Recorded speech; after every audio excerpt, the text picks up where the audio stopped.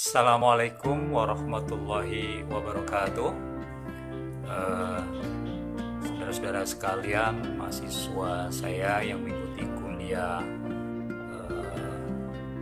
melalui tadarus filsafat ini, terkhusus juga kepada pengurus dan panitia AMPS AFI Suka Yogyakarta yang mengajak kerjasama dalam tadarus filsafat ini. Pada kesempatan ini saya akan berbicara tentang filsafat Islam, kelanjutan dari materi kita yang sudah pertama kemarin saya beri introduction, mengantar tentang sejarah filsafat dan kemunculannya, bahkan transfer filsafat ke dunia Islam. Lalu sekarang saya akan berbicara tentang filsafat Islam dan filosof Muslim. Mungkin sebagian besar tentu sudah tahu apa itu filsafat Islam dan siapa sih sesungguhnya filosof Muslim itu, karena nanti di putaran ketiga saya akan mulai membicarakan tokoh-tokohnya dan pemikiran-pemikirannya. Maka kali ini supaya tersistematis, saya mencoba mulai dari latar belakang historis kemunculan filsafat, kemudian persentuhan dengan Islam, lalu pada kesempatan ini saya akan berbicara tentang filsafat Islam dan filosof Muslim.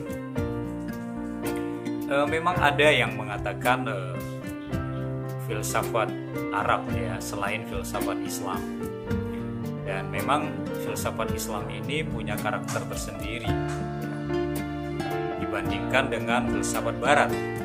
Ketika kita bicara tentang Western philosophy, filsafat Barat tentu dengan karakter dan culture dan budaya Barat yang positivistik. Atau kita bicara filsafat Timur yang di dalamnya bukan hanya Islam, ada filsafat India dan filsafat China. Tetapi filsafat Islam, atau ada juga yang sebagian menyebut dengan filsafat Arab ini, dan juga ada yang mengatakan filsafat Timur karena masuk dalam kawasan Timur. Maka saya ingin menjelaskan dulu penamaan tersebut. Yang mengatakan bahwa filsafat Arab, alasannya adalah berkaitan dengan penggunaan bahasa Arab. Karena seperti di awal kemarin sudah saya jelaskan bahwa transfer bahasa Yunani, bahasa Romawi dari filsafat mereka ke Islam itu memang digunakan bahasa Arab sebagai bahasa yang jadikan sebagai alat untuk mentransfer pemikiran kefilsafatan tersebut, dan ditulis dalam bahasa Arab yang kebetulan para filosof-filosofnya itu tinggal dalam tradisi Arab, tinggal dalam orang yang berbahasa Arab, walaupun tidak semuanya tinggal di dalam geografi Arab. Ketika kita bicara Ibnu Tufail, Ibnu Bajjah, dan Ibnu Rushd, mereka menggunakan bahasa Arab, tapi mereka di Eropa, di Andalusia, tapi masuk dalam lingkungan Arab. Jadi yang pertama alasannya berkaitan dengan penggunaan bahasa Arab. Lalu sebutan filsafat Arab itu juga terkait dengan menghilangkan tokoh-tokoh pemikir dan penerjemah non-Muslim. Jadi yang ingin diketengahkan dengan istilah filsafat Arab ini adalah orang Arab itu sendiri.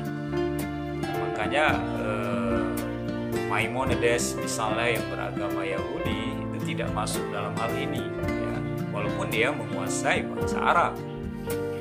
Itu alasan yang kedua. Lalu alasan yang ketiga adalah sejarah Arab lebih tua dibandingkan Islam. Jadi ketika menyebut filsafat Arab, memang sejarah Arab, bangsa Arab itu sendiri memang sudah lama lebih tua dari Islam itu sendiri. Karena kawasan Arab itu sudah dihuni oleh orang-orang Arab itu sendiri sebelum Islam itu masuk. Misalnya kalau kita baca sejarah, misalnya orang Tsamud dan Ad itu ada ahli sejarawan yang mengatakan mereka itu adalah Arab kuno ya, karena ada bagian-bagiannya, ada Arab kuno dan atau disebut Arab klasik ya, dan Arab yang ada sekarang ini. Nah, jadi itu 3 argumen yang mengatakan filsafat Arab.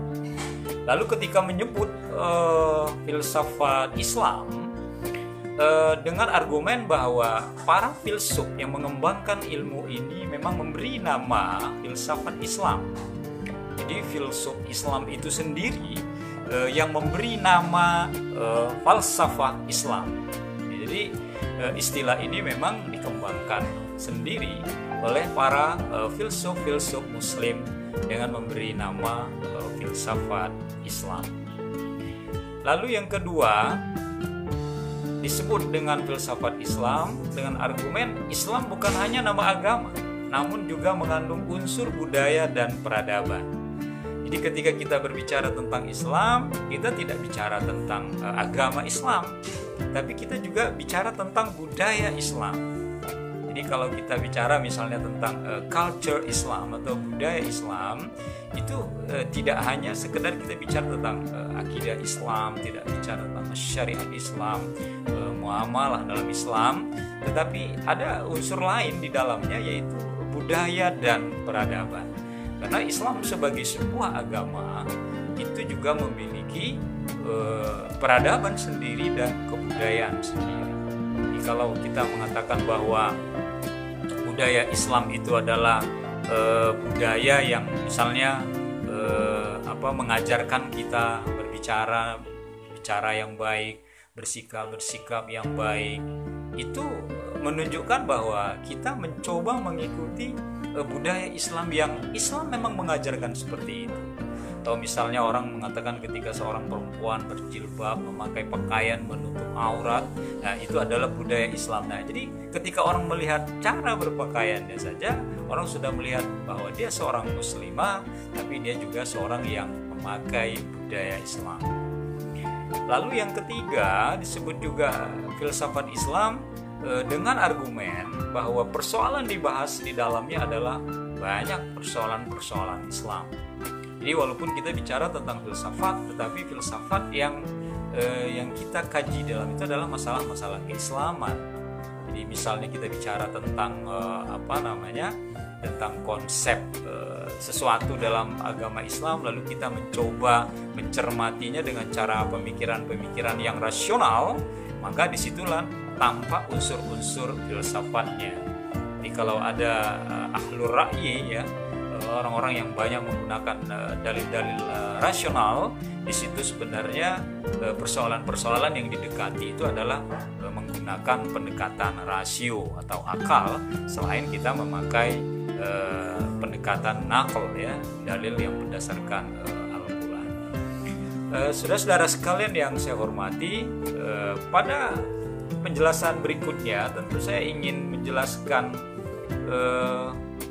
apa sesungguhnya filsafat Islam itu dalam pengertian secara garis besar. Kalau tadi perbedaan filsafat Islam dan filsafat Arab, maka sekarang saya ingin menjelaskan lebih jauh tentang filsafat Islam itu merupakan karya dari orang Islam itu sendiri.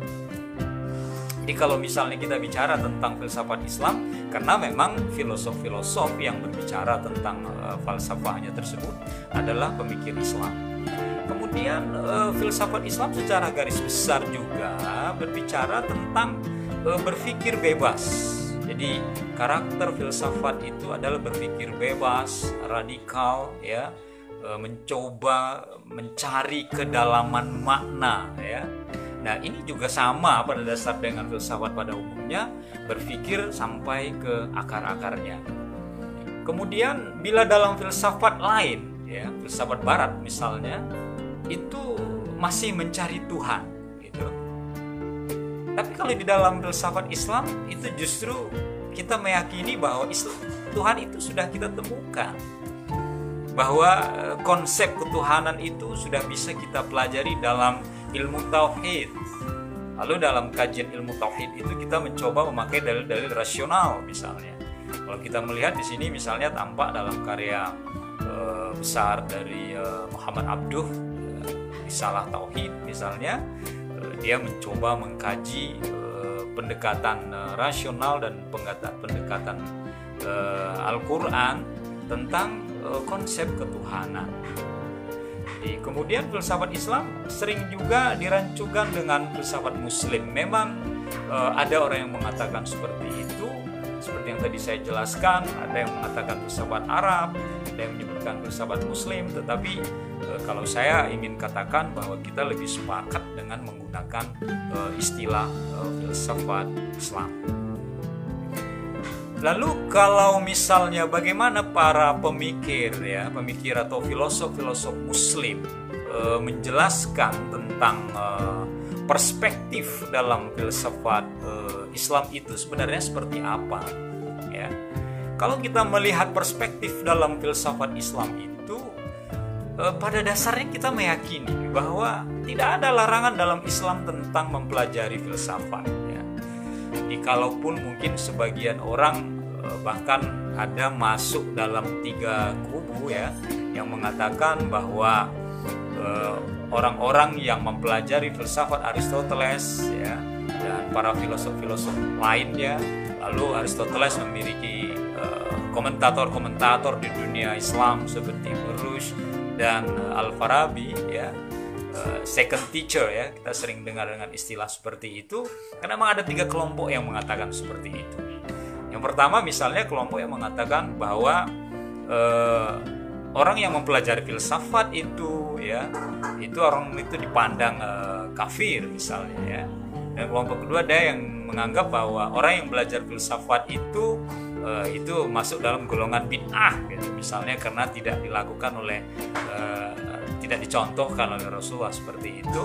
Lalu ada kelompok ketiga yang disebut yaitu filsafat itu tidak bertentangan dengan Islam. Nah, mungkin kita silakan memilih kita masuk dalam kategori mana, ya. Tapi kalau kita ingin melihat perspektif filsafat dalam Islam, saya hanya dalam tahap menyampaikan, ya. Tapi kalau ketegasan kita dalam memaknai filsafat atau sikap kita itu kembali kepada individu-individu kita. Tetapi kalau dalam perspektif Islam seperti yang saya jelaskan tadi, bahwa tidak ada, pada dasarnya Islam itu melarang kita bicara tentang filsafat. Dalam Islam itu dipandang dengan kata al-hikmah. Bahkan Islam itu menganjurkan kepada kita atau mengajarkan kepada kita untuk berpikir rasional, untuk berpikir sesuai dengan nilai-nilai kefilsafatan, ya. Misalnya kita bisa lihat dalam firman Allah, ya, dalam surat Al-Ankabut, ya. Karena kita mengkaji dalam perspektif filsafat Islam, Allah misalnya mengatakan, A'udzubillahi minasyaitonirrajim, Bismillahirrahmanirrahim, Qul siru fil ardi fanzuru kaifa bada'al khalqa thumma Allahu yunshi'un nash'atal akhirah innallaha ala kulli syai'in qadir, kata Allah. Katakanlah hai Muhammad, kata Allah, berjalanlah kalian di muka bumi ini, maka perhatikanlah bagaimana Allah menciptakan manusia dari permulaannya. Kemudian Allah menjadikannya sekali lagi. Sesungguhnya Allah Maha Kuasa atas segala sesuatu. Kalau kita cerna ayat ini dengan sangat sederhana, misalnya pemahaman sederhana kita, maka sesungguhnya kita bisa melihat bahwa ada semacam perintah kepada Allah berjalan di muka bumi ketika kita hidup, ya, menjalani kehidupan dunia ini. Kita disuruh oleh Allah untuk memperhatikan, ya, memperhatikan itu mempelajari, memperhatikan itu memikirkan, memperhatikan itu memahami, ya. Jadi ketika ini kalau kita masuk dalam ranah usul fiqh misalnya, di sini fanzur, ini unzur itu kan fi'lul amri, ya, fi'il amar. Dan kita tahu dalam kaidah usul fiqh itu al-aslu fil amri lil wujub, ya, asal dari amar itu perintah. Nah, kalau Allah memerintahkan kepada kita untuk memperhatikan, dan memperhatikan di sini tuh pengertiannya bukan hanya dengan mata, ya, tapi dengan kita menggunakan akal pikiran kita. Kita mencoba mencerna apa yang Allah ciptakan. bagaimana Allah menciptakan kita, bagaimana Allah menciptakan alam ini, ya. Dan dengan demikian kita akan tahu, ya, bagaimana Allah sudah memberikan tanda atau ayat-ayatnya ke hadapan kita. Nah, untuk memahami ayat-ayatnya tersebut, maka kita menggunakan dalil akal kita. Ya, disinilah rasio atau dengan cara berpikir filsafat itu kita memahami itu semua. Ya, secara garis besar saya mencoba menjelaskan, mengelaborasi berdasarkan firman Allah dalam surat Al-Ankabut ayat 20 tersebut. Lalu bagaimana dengan objek, ya, filsafat Islam? Kalau filsafat pada umumnya juga ada objeknya, maka filsafat Islam juga mempunyai objek tersendiri. Objek filsafat Islam itu sangatlah luas, ya. Jadi segala pengetahuan manusia dan segala sesuatu yang ingin diketahui manusia. Jadi segala pengetahuan manusia itu adalah objek dari filsafat Islam itu sendiri. Dan segala sesuatu yang ingin kita ketahui, ingin kita pahami dan ingin kita pelajari, ya, itu adalah objek dari filsafat Islam. Jadi dengan kata lain, kalau ingin saya sederhanakan, objek filsafat Islam itu adalah mencari keterangan, mencari informasi sedalam-dalamnya, pengetahuan sedalam-dalamnya dengan menggunakan akal yang telah Allah karuniakan kepada kita semua. Lalu bagaimana objek formal, ya, dan objek material? Karena filsafat pada umumnya memiliki objek formal dan objek material, maka di dalam filsafat Islam itu juga memiliki objek formal dan objek material. Objek formal dalam filsafat Islam itu adalah usaha mencari keterangan secara radikal tentang objek materi filsafat. Jadi usaha atau kerja keras kita itu secara mendalam, ya, tentang objek materi filsafat. Ya, artinya ketika kita memahami ini ada semacam usaha. Misalnya Allah menciptakan hujan ini, bagaimana proses hujan itu dibuat, dan itu secara rasional bisa dijelaskan, ya, teori penguapan air laut yang ditiup oleh angin lalu menjadi awan hitam yang berarah kemana-mana lalu dia turun gitu, dan itu bisa dijelaskan.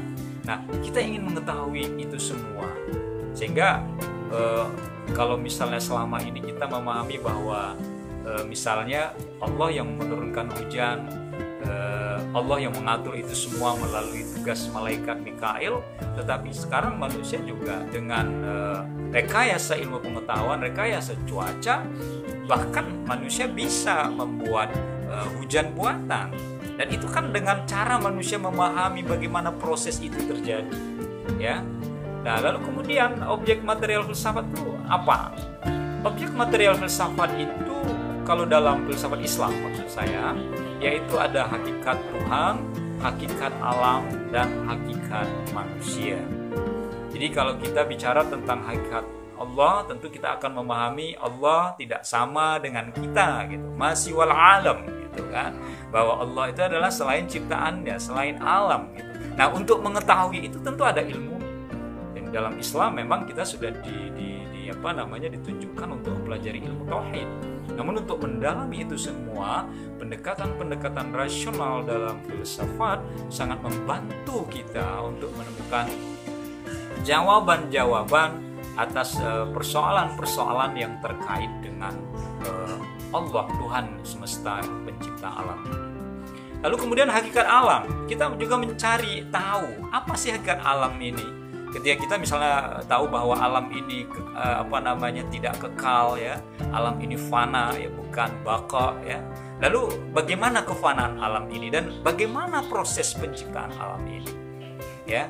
Kalau kita selama ini kan proses penciptaan alam banyak kita dengar dengan teori-teori Big Bang teori misalnya, tapi dengan pendekatan filsafat Islam kita akan mencoba mensinergikan pendekatan rasional kita dengan penjelasan yang Allah sebutkan di dalam Al-Quran.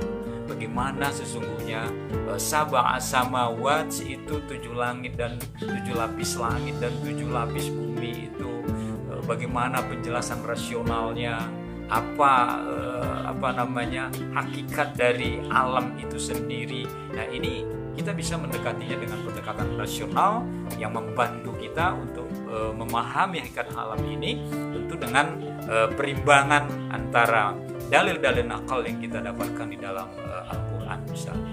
Begitu juga dengan hakikat manusia. Dalam filsafat Islam itu objek materialnya manusia.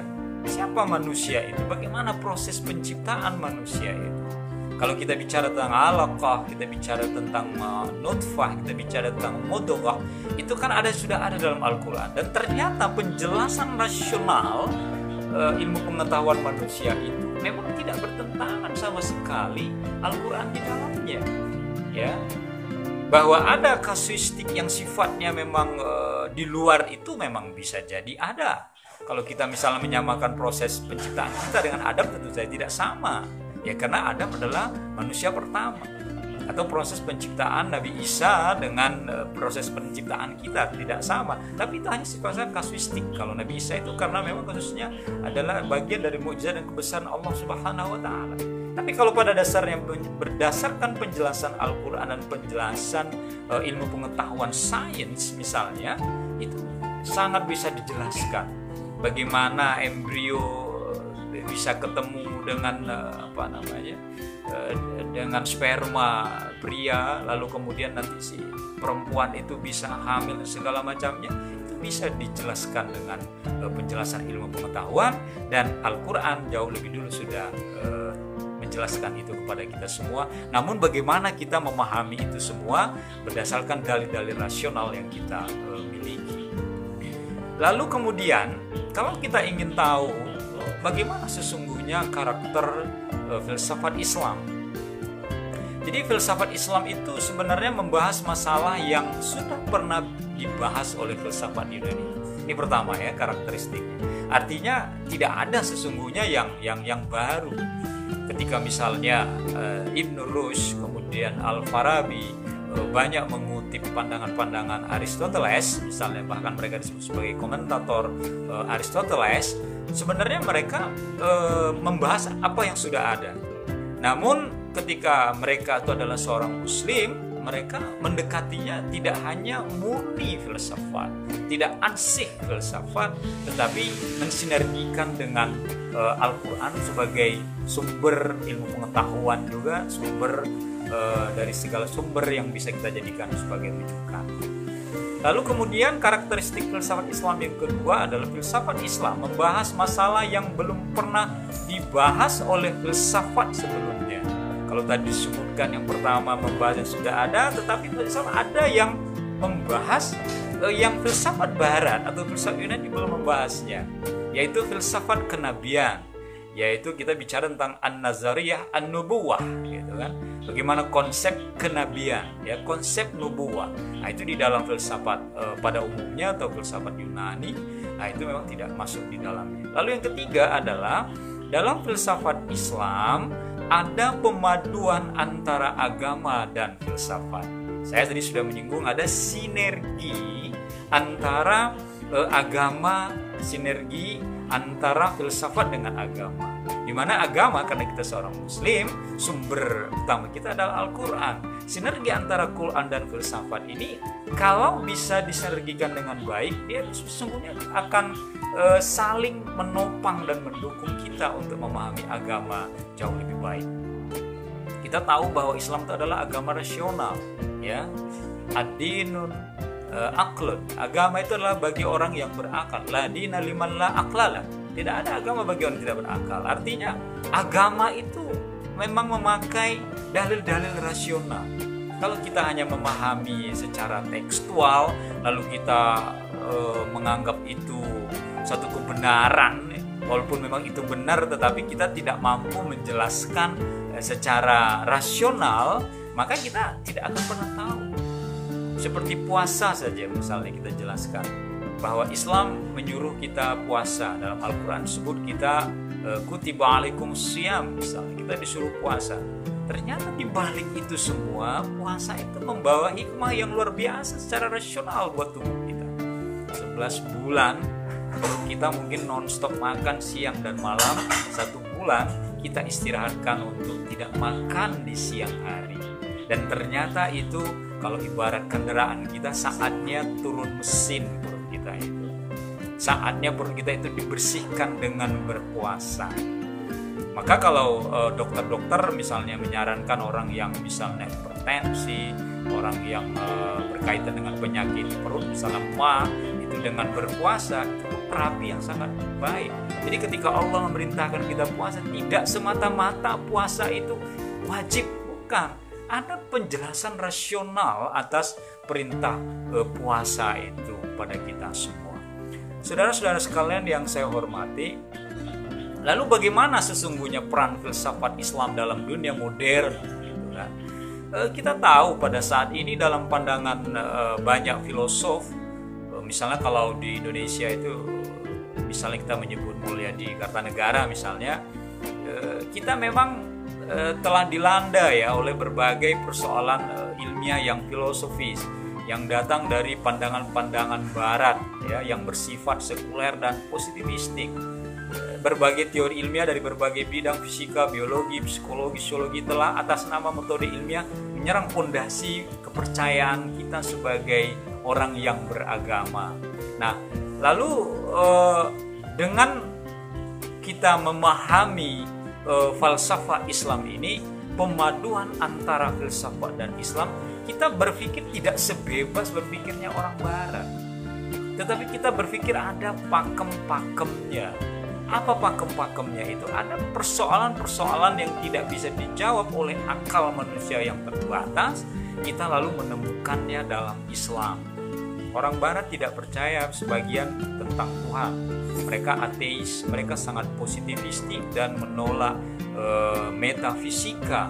Mereka tidak percaya ada kehidupan setelah kematian, sehingga akhirnya mereka berbuat semena-mena atau semaunya di dunia ini, sehingga tidak takut melanggar etika, norma, apalagi dosa. Mereka tidak berbicara seperti itu. Dan kita tahu sekarang kecenderungannya di barat itu bahwa gereja-gereja itu banyak yang kosong, dijual karena tanpa ada umat yang ramai memakmurkannya. Nah, sementara kita Islam itu tidak. Islam itu sholeh fi kulli makan wa zaman. Islam itu selalu akan menyesuaikan tempat dan zaman. Dan pemikiran Islam yang berlandaskan Al-Quran itu kita mengkajinya dengan memadukan antara filsafat dan agama. Sehingga ketika misalnya kita orang muslim menolak pandangan Charles Darwin yang misalnya yang mengatakan bahwa manusia itu secara gen memiliki kesamaan dengan kera, bahkan nenek moyang manusia itu adalah kera. Ini kan pandangan-pandangan barat yang sangat positivistik, sehingga kita sebagai seorang muslim tidak menerima teori itu karena Al-Quran sudah menggarisbawahi kepada kita. Tinggal bagaimana kita menjadikan filsafat sebagai ruang untuk mengkaji firman-firman Allah itu yang kita sinergikan dengan pandangan-pandangan rasional kita. Lalu kemudian apa sesungguhnya peran filsafat Islam itu? Kalau kita berbicara tentang peran, filsafat Islam tidak hanya muncul begitu saja. Filsafat Islam itu membawa misi yang sangat baik. Artinya, filsafat Islam dirumuskan oleh para filosof muslim bahwa filsafat Islam itu membawa peran menjawab tantangan kontemporer. Kita ingin menjawab tantangan dari Charles Darwin. Kita ingin menjawab tantangan Sigmund Freud. Nah, tantangan-tantangan itu dijelaskan dengan sangat baik dalam filsafat Islam, karena yang membedakan kita itu dengan filsafat barat. Kemudian filsafat Islam ini sebagai pendukung agama dalam memberikan penjelasan ilmiah filosofis terhadap ajaran-ajaran agama. Karena agama seperti yang saya jelaskan tadi itu adalah rasional Islam ini, maka filsafat itu berperan sebagai pendukung agama untuk memberikan penjelasan-penjelasan ilmiah filosofis. Jadi tidak hanya tekstual, tetapi kita menggunakan dalil-dalil rasional. Lalu apa manfaat ya filsafat Islam ya? kalau kita berbicara tentang manfaat filsafat Islam, paling tidak ada 3 manfaat. Yang pertama itu filsafat sebagai kumpulan teori, yaitu filsafat digunakan untuk memahami dan mereaksi dunia pemikiran. Jadi kalau orang bicara filsafat tentu akan berbicara teori filsafat. Misalnya teori Aristoteles berbeda dengan Plato misalnya, atau Al-Farabi berbeda dengan Ibn Rushd misalnya, atau Al-Ghazali misalnya berbeda dengan Ibn Rushd ya, sampai dia menulis Tahaf Falasifah itu. Ya itu sebenarnya dalam rangka filsafat, memang di dalamnya terdapat kumpulan-kumpulan teori sesuai dengan hasil pemikiran para filsuf itu sendiri.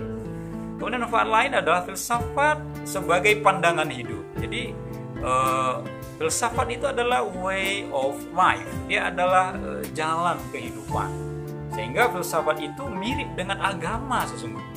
Orang yang berfilsafat, sebagaimana saya jelaskan di awal dulu, adalah orang yang cinta kepada bijaksanaan. Agama mengajarkan sikap-sikap bijaksana kepada kita. Seorang yang beragama adalah seorang yang bijaksana. Seorang yang beragama adalah seorang yang rendah hati, seorang yang mengamalkan ajaran agamanya dengan baik. Maka filsafat itu dia adalah sebagai jalan panduan hidup kita.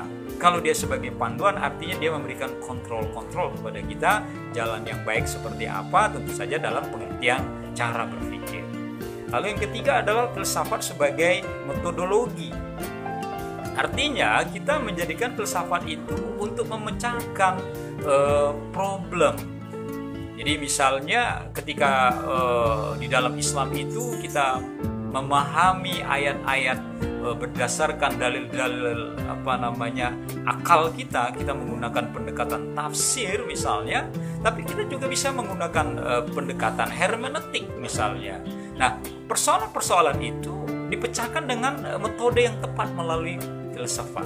Jadi kalau filsafat itu memberikan manfaat dalam segi metodologi, ya itu memang salah satu manfaat yang bisa kita rasakan hingga saat ini.